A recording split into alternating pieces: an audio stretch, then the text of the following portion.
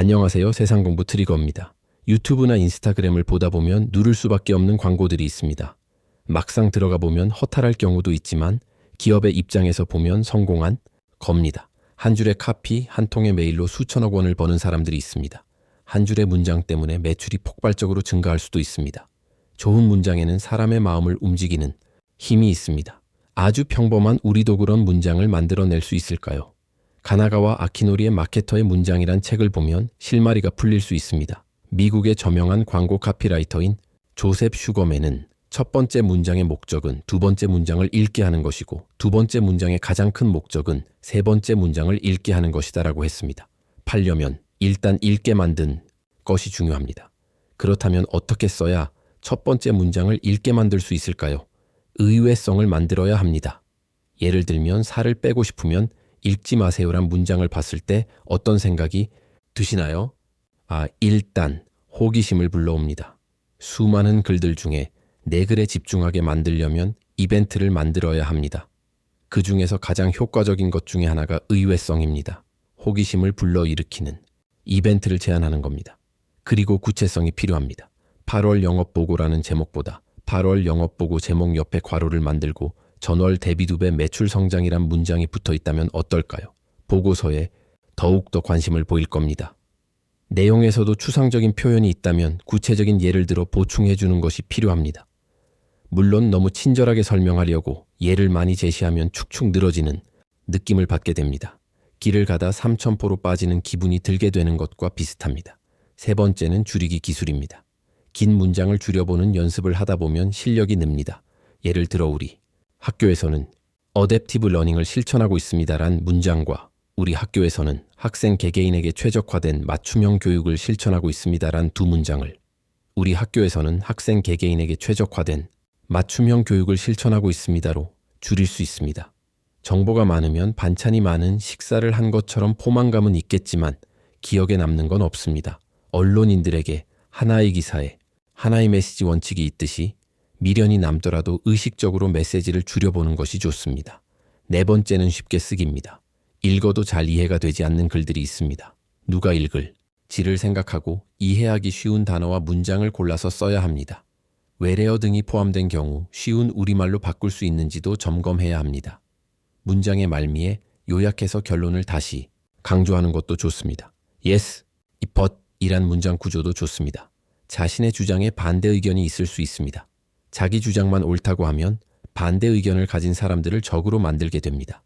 그래서 확신하는 글정화에보다는 반대 의견이 있을 수 있다는 것과 그것을 충분히 공감하고 있다는 것을 알려주는 것이 좋습니다. 그럼에도 불구하고 내가 중요하게 생각하는 것은 변함이 없다고 알리는 것이 예스법 방법입니다.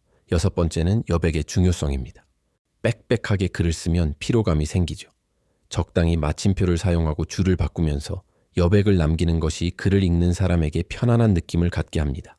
일곱 번째는 오감을 자극하라는 겁니다. 유명한 마케팅 컨설턴트 엘마 호일러는 스테이크 말고 지글지글 시즈를 팔으라고 했습니다. 고객에게 구체적인 상상을 통해 오감을 자극하라는 것입니다.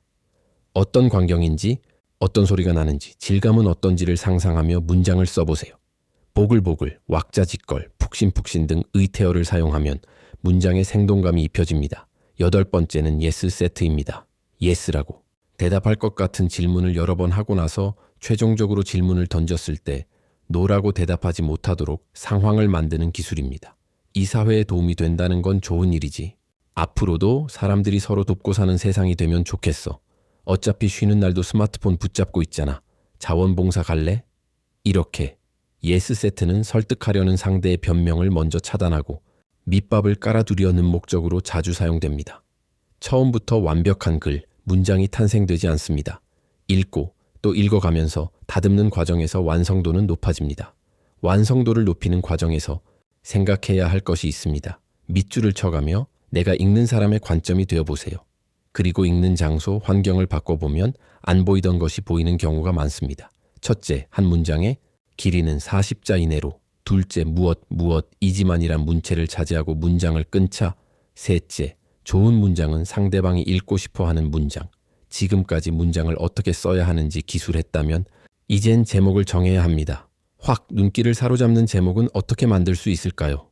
첫째, 인상적인 사례를 제목으로 사용한다.